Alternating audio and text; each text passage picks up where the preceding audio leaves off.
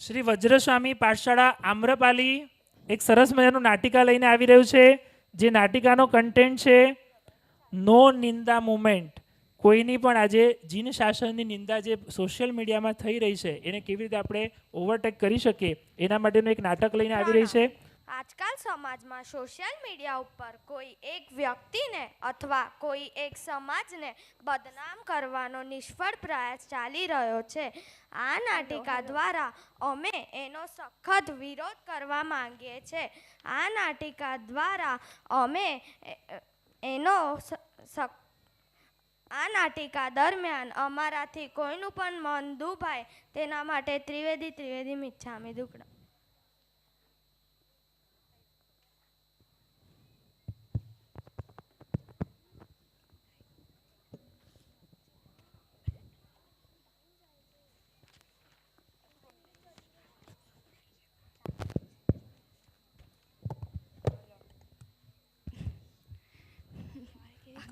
Comment અરે યાર comment તો જો તો કોઈ વિડીયો મૂકતો આવો તો એ તો કોમેન્ટ તો જો કેવી છે યાર.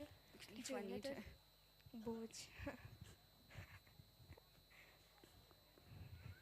અરે તમે આ બંને ફોનમાં જોતા જોતા કેમ હસો છો? મમ્મી જોને સોશિયલ મીડિયા પર કેવી કેવી કોમેન્ટો કરે છે, જોઈને ખૂબ જ હસવું આવે છે.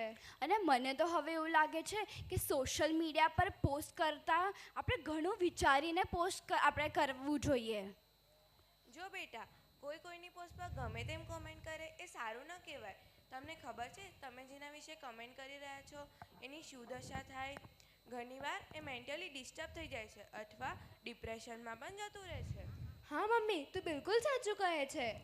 જો તમે કોઈનું સારું ના કહી શકો ને તો એમાં કોઈ જ વાંધો નથી, પણ કોઈના વિશે ખરાબ કરતો નેગેટિવ કમેન્ટ આપવાનો આપણી પાસે કોઈ જ અધિકાર નથી. મમ્મી, તારી એ વાત અમે હંમેશા યાદ રાખીશું.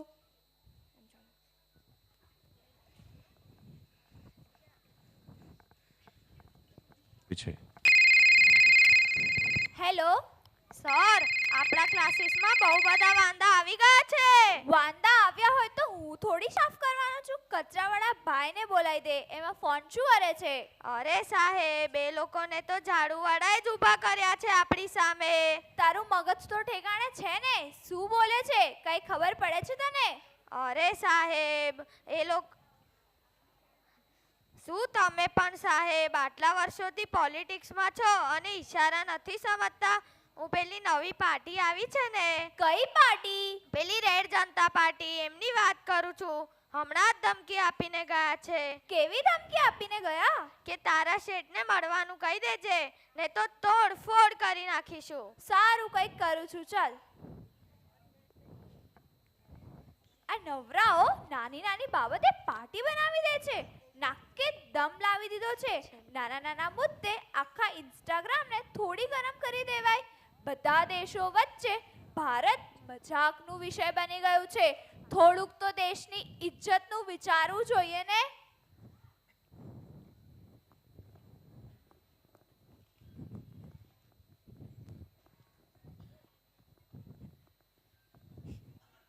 આવો આવો રમેશભાઈ, ઘણા દિવસે આવ્યા.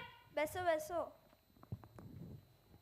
હા, એક અગત્યનું કામ હતું રાજુભાઈ, થોડી વિચારણા કરવાની હતી. બોલો બોલો, શું કામ છે? સ્થિતિ દિવસે ને દિવસે ગંભીર થતી જાય છે. કોની રમેશ કાકા? સત્તાની, દેશની કે પછી પપ્પાની?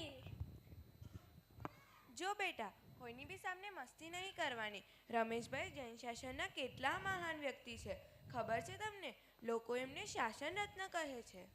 ચોક્કસ રાજુભાઈ, આવી ભૂલ કરનારને તો શાસનમાં રહેવાનો અધિકાર જ નથી, પછી તે ગમે તે હોય. તમે ચિંતા ના કરો ને. આ ઘોટાળા કરનારને એવો સબક શીખવાડીશું કે બીજી વાર હિંમત જ નહીં કરે. તો પછી આપણે શું કરીએ? આપણે વોટ્સઅપ અને ઇન્સ્ટા જ નહીં, સોશિયલ મીડિયામાં તમામ પર શાસન સુરક્ષાનું પેજ બનાવી દઈએ. પછી તેમાં બધો મસાલો મૂકતા રહીશું. તમે મને જલ્દીથી મેસેજ ફોરવર્ડ કરો ને. સારું, હું તમને મોકલું છું. હમણાં હું નીકળું છું. ચાલો, જય જૈન શાસન. બીજા દિવસે સવારે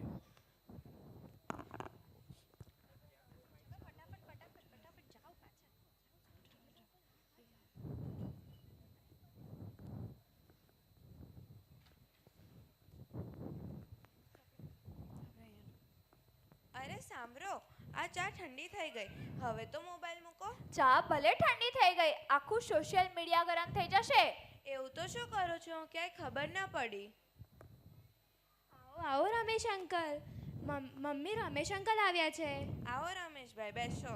શું રાજુભાઈ, મેસેજ થઈ ગયો તૈયાર? કયો મેસેજ? મેં તમને જે મોકલ્યો હતો તે સમાજના મોટા માણસનો કાંડ. આવું સાદું સિમ્પલ ના ચાલે. મેં તો કેપ્શન કરી દીધું છે, ધર્મના નામે ધંધો. વાહ ભાઈ વાહ, તમે તો સીધી નેટફ્લિક્સની ક્રાઇમ સિરીઝ લખી શકો છો. મમ્મી તું તો કહેતી હતી કે રમેશ કાકા તો શાસન રત્ન છે ને, પણ એ તો આપણા જીન શાસનને બદનામ કરી રહ્યા છે. બેટા, એવું ના બોલાય. એ બહુ મોટા માણસ છે, બધું વિચારીને જ કરતા હશે. આમાં કેમ વચ્ચે ના બોલે? એ મારા જીન શાસનને લોકોની સામે ખરાબ દેખાડી રહ્યા છે, તો શું એમને માફ કરવા જોઈએ આપણે? હવે શાંતો ઠેકાણે લાવવી જ પડશે. પછી મારો બાપ હોય કે કોઈ શાસન રદ ન હોય, મારા જીન શાસનની આગળ કાંઈ જ નથી.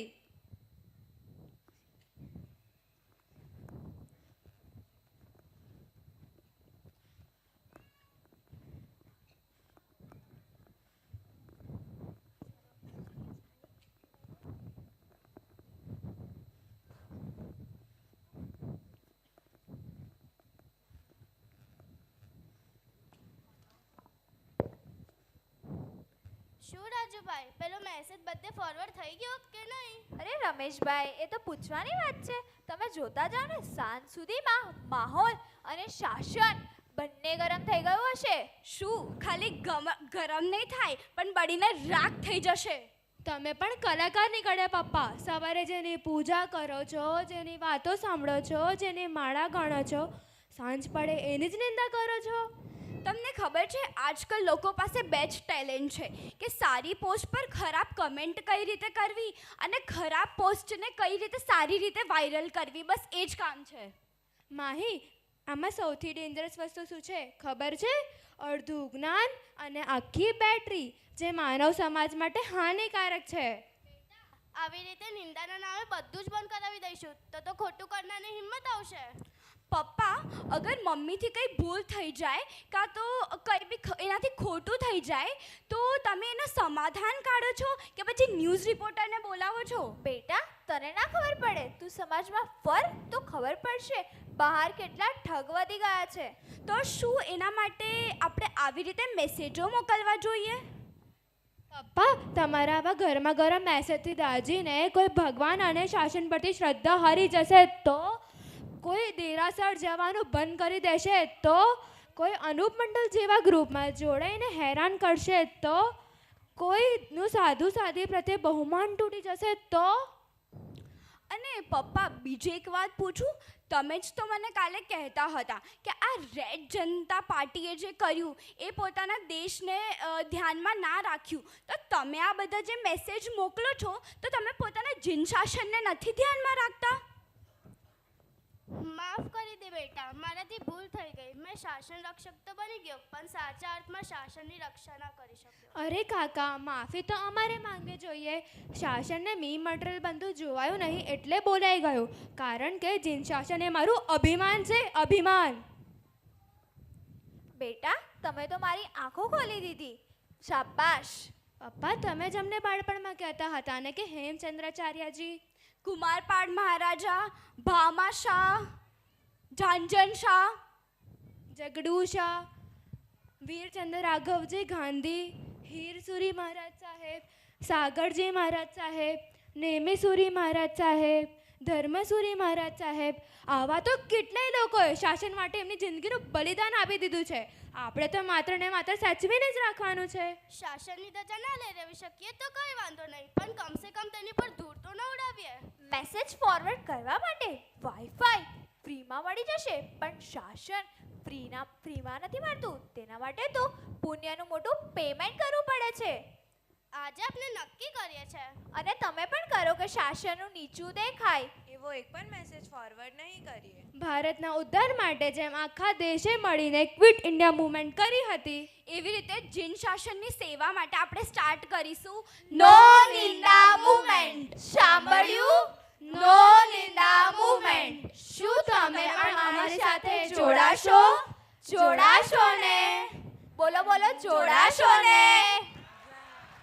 જય જિનેન્દ્ર વંદે શાસનમ પ્રણામ સાઉન્ડ બનો वन्दे शासनम् वन्दे